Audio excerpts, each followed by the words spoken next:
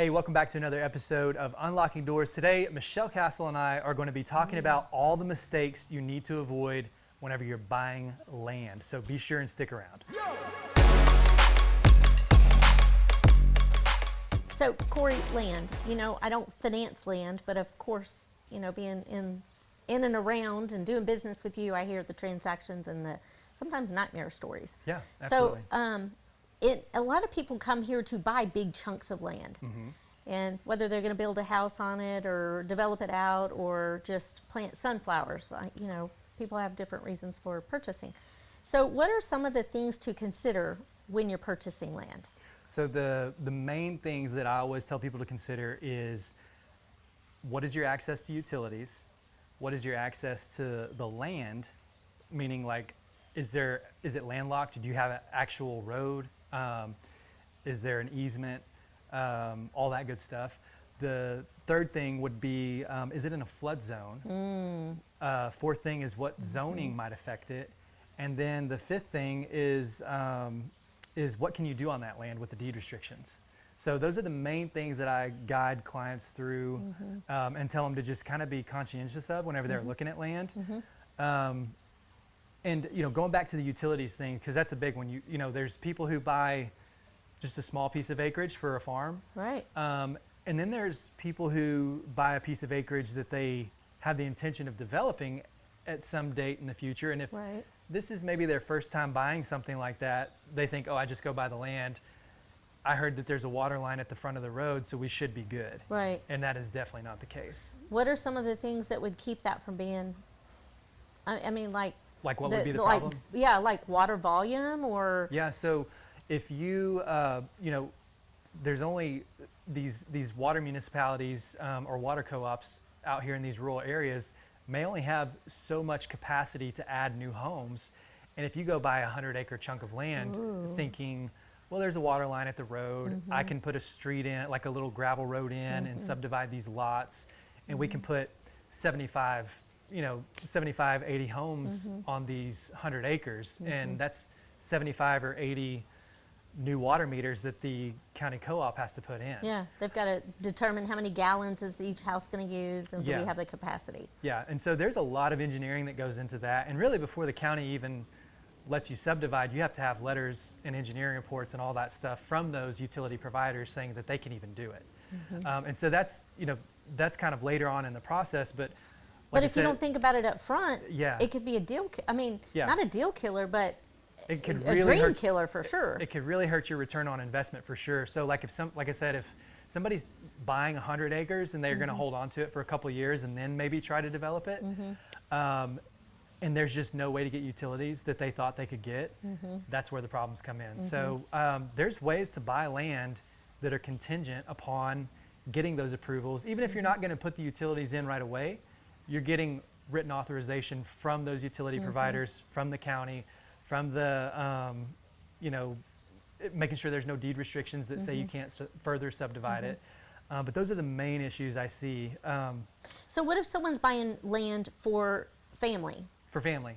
Okay, so they're going to buy 11 acres so that they still have 10 acres for an ag exemption, and then they've got an acre for their homestead, right? Isn't that how that works? Yeah. You got to have 10 acres and then... Each county is different, so you definitely want to check with the county's guidelines on what it takes and what use of the property qualifies for an ag exemption. Like Cook County just changed it to where you have to have 20 acres now to get an exemption on hay.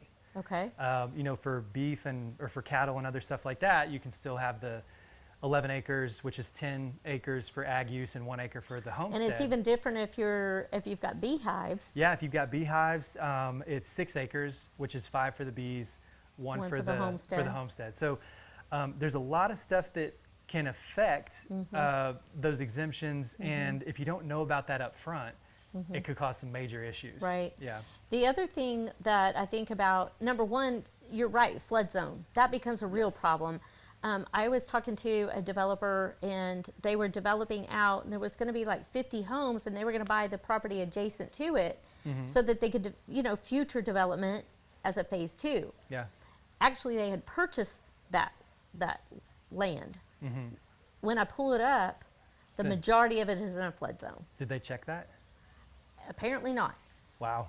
So Yeah. I know it happens, and Yeah. these are investors. Yeah. So those flood maps matter too. Yeah. Because I mean that's a lot of land that's unusable. Yeah.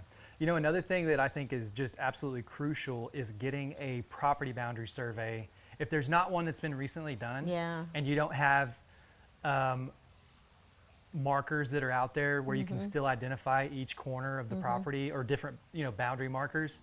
So then, wait, I want to pause you because the thing that always it's not like there's poles out there that have flags that say this is the property markers. Sometimes those markers that were called out are trees or well, fin- they don't, I mean, surveyors now will actually, like if there's not, but if an old survey, an if old you're survey, not getting yeah. a new survey, yeah, it's like the tree your legal past the, description could be totally yeah, I mean, you can run into stuff like that. And if you're looking at a survey and it's talking about like go 5 feet past the large oak tree to the big rock and turn right, you need a new survey. Yeah.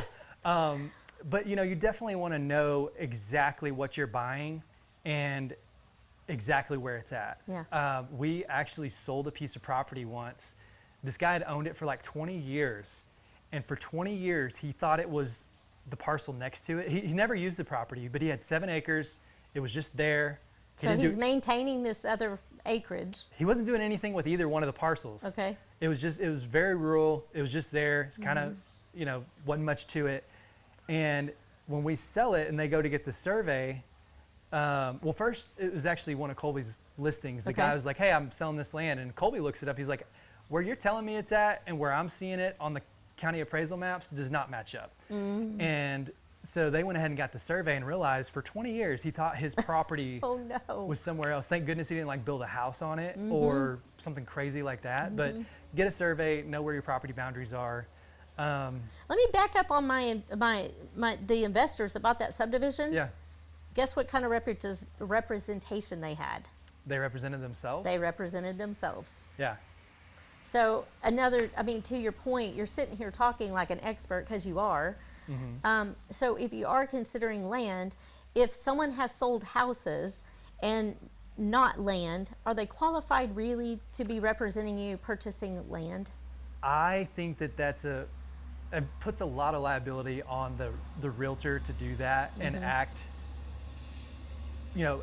as a professional selling land. Because I've gone and shown land.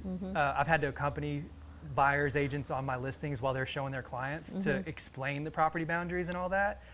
And it's amazing what they don't know about rural property. Because we hadn't even covered easements, which could be a whole nother Yeah. I mean, show. and that can drastically affect the land. It can affect if you're able to subdivide it or not based on how much road frontage you have. And of course, each county has different guidelines on what that is. And so there's just so much that goes into it. It's not just hey, this land looks like you could build a bunch of houses. Yeah. I love those beautiful trees on this land. Let me buy it. Yeah, I'm going to build a house one day. The main thing I want to get across is that if you're looking to buy land for any use, it could be a lot, 1 acre lot in town. You want to reach out to a professional who knows what to look for. They can guide you through the process, and they can keep you from making some of these mistakes. Now, there's some people, I know people who are not realtors that have bought more land than I could ever imagine. They know. Right. But they probably learned some really hard lessons in the beginning. They probably learned some really hard lessons in the beginning. And so if you're not experienced, you definitely want to reach out to a professional. Yeah, and I think that buyer consultation and asking all of the right questions is where that starts. Yeah, absolutely. Yeah. So All right. I think that's a wrap. I think it's a wrap, yeah. Thanks for checking out this episode. We talked about all things whenever it comes to purchasing land and some of the major pitfalls to avoid. Don't buy a piece of land with a pit in it either, unless you're, into any that. kind of pit. Yeah, watch out for the pits. So anyways, thanks guys for checking this one out. We'll catch you on the next episode. Yo!